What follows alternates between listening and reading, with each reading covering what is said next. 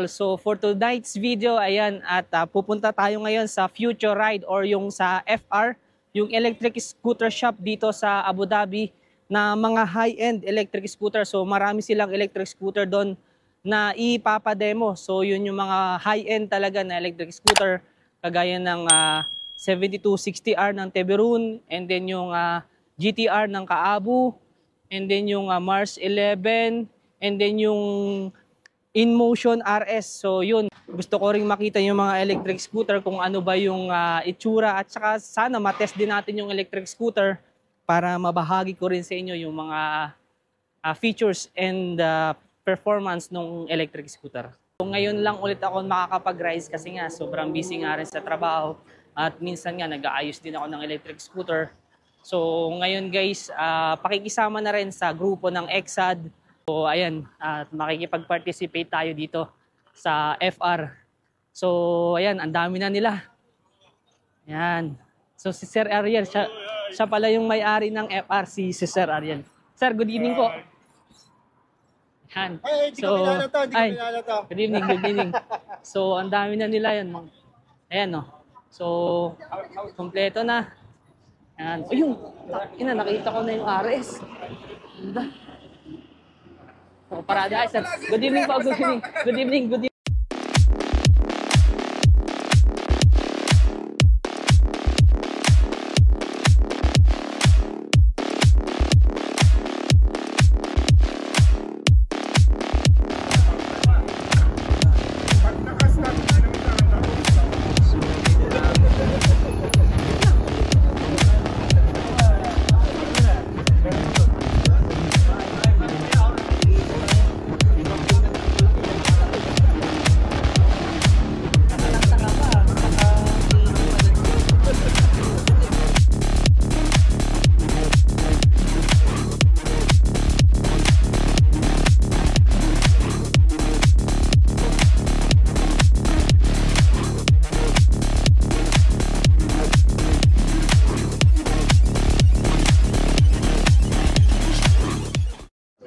Ito, ang ganda oh.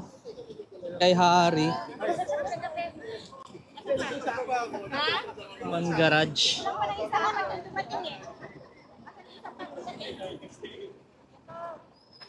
Guys, ito pala yung build ni Sir JP.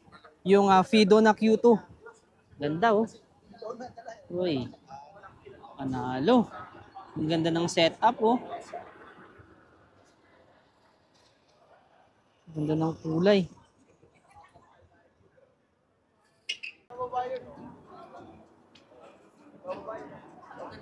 Tara, pasok tayo.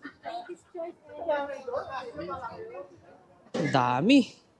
Yan oh. Kompleto sa gear oh. Grabe, ang gaganda dito. Yan, ito, Teveron, Nami. Daming electric scooter nila. Ito, GTR oh. Dami. Ito, Bull.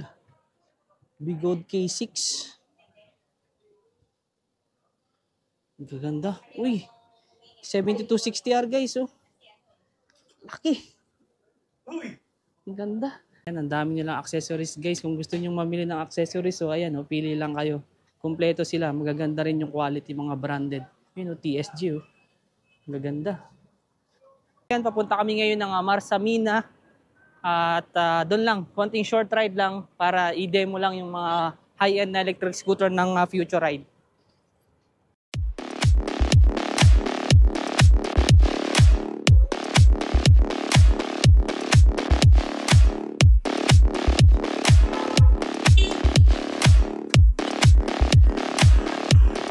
Alright! Ang dami guys, oh!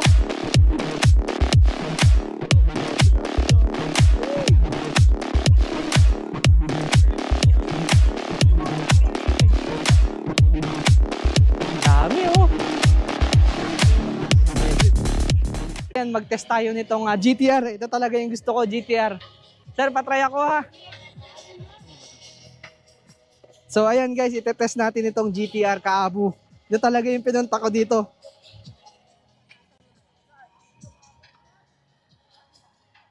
Ito pala yung GTR. Ito talaga yung pinunta ko dito guys para ma-experience lang yung Kaabu GTR. Oh, lakas, malakas yung torque niya. Umaangat yung harap. Ganda, maganda. Maganda siyang gamitin, guys.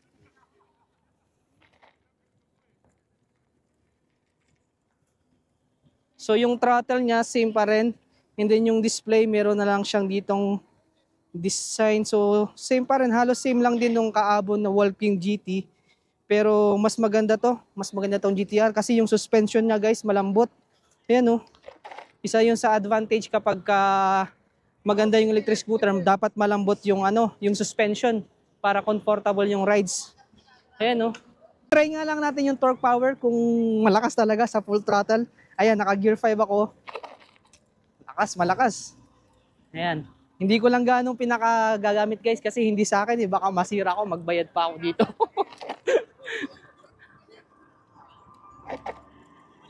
Ganda, ganda. Okay, so ito naman yung itinas natin, yung InMotion RS. Masyadong mataas yung handlebar niya, pero sa tingin ko maganda to kapag pang racing type. So yung gear niya, guys, nasa hanggang gear 4, ayan. So try natin yung torque power niya. So hindi ko pa gaanong kabisado yung electric scooter na to, so ginagamay ko pa lang. Lakas. Masyado lang siyang malapit yung handlebar, pero sa tingin ko maganda to kapag racing type yung electric scooter na to. Yan oh. Lakas ng torque niya. Yan oh. Lakas. Tsaka yung brake niya maganda rin. Maganda yung grip niya, fully hydraulic kasi. Ayan, tsaka ito yung display niya oh. Maganda rin, visible na LCD type. So ayan yung InMotion RS, guys. Ang ganda. Masarap din siyang gamitin. Yun nga lang yung handlebar niya. So dapat medyo naka-forward ng konti. Pero maganda. Maganda yung torque nito. Malakas. Tangkad. Laki. So ito naman yung 7260R ng Teveron. Yan. I-try natin siya sa gear hanggang gear 5 din. Okay. Lakas. Umaangat yung harap. I-try natin sa maximum torque. Yan, i-try natin sa maximum torque. Lakas. Kumakamot ng gusto. Ganda. Tsaka yung rebound ng suspension na, guys, oh, lambot. Ang ganda. Mas okay to kaysa dun sa Supreme na Ganda, ang lambot to.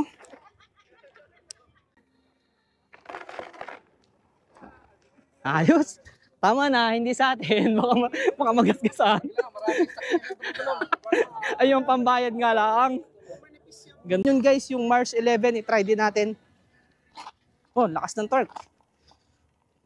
Lakas yung torque niya, guys. Gear 3 lang to, ha. So, try natin siya sa gear 5. Yun. Parang siya, halos sa kaparehas ng Supreme yung torque niya. Ganito yung pakiramdam ko sa Supreme. Lakas oh. Lakas, guys, gear 5 yan oh. Lakas. Lakas. Ganda. Ang okay din yung handling nito, guys oh. Yung handling niya, guys, maganda oh. Wala rin siyang kaalog-alog oh. Para siyang may similarity siya sa Kaabu. Ganda. So dito, guys, meron siyang option na single or dual. Ayan. Then eco or turbo. Tapos ito yung display niya, TFT display din na 3.5 inch kung hindi ako nagkakamali. Tapos 72 volts din siya. Tapos yung brake niya, Zoom hydraulic. So maganda. Malakas yung torque niya, guys. Sa tingin ko, medyo stable to sa top speed. Yun oh. Lakas. Sir, where is the gear 1, sir? This now is gear 1. Gear 1? Where's the gear 2? This two. Okay. In the center. The You middle. two, don't make wheel in the stone. Okay. It will scratch because plastic from that. Okay. So, gear 1 only, sir. Gear 1 only. Maybe it will... Okay. Ito yung bull. Okay. Sarap, komportable siyang gamitin, guys. Ganda palang gamitin itong bull na to. Pag change ng gear, yun, gear 2. Yun. Oh, lakas. Ang lakas ng ano, torque nito. Mas malakas to. La. Oh. Sarap palang gamitin itong bull na to. Mas komportable siyang gamitin. Ayan, oh, relax na relax ka lang. Para kang ano lang. Mas maganda siya sa pido eh. Ayan, oh, relax na relax yung paa mo. Sarap, pang stroll. Ang gandang gamitin, oh. Maangat yung harap. Tangina. Lakas. Tama na, tama na. Lakas. Ito, Paps, suron ba to? 79 bike. Ah, ito, 79 bike. Ano lang, yung pinakamababa lang na gear, pre. Baka naman na-accident tayo nito. 7 go. Ano to? Eco? 7 go? Ano to, D? Dual? Drive. Drive lang. Ah, dito lang tayo sa drive. Huwag na tayong mataas at hindi sa atin. Wow. Ayan guys, itry naman itong 79 bike. Uy, sarap. Ang gandang gamitin guys. Yun oh, parang ang ano, naka-enduro na rin. Uy, sarap. Para kang naka-enduro na to. Naka-ano lang to, drive lang, mahinang gear. Hindi ko pinapakalaksan kasi hindi sa atin to eh. Pero masarap siyang gamitin guys oh.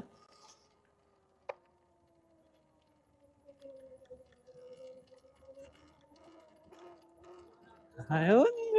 Sarap. Maganda, maganda to. So ayan guys, iikot daw muna kami. Tara na! Go, go, go. Go na, go!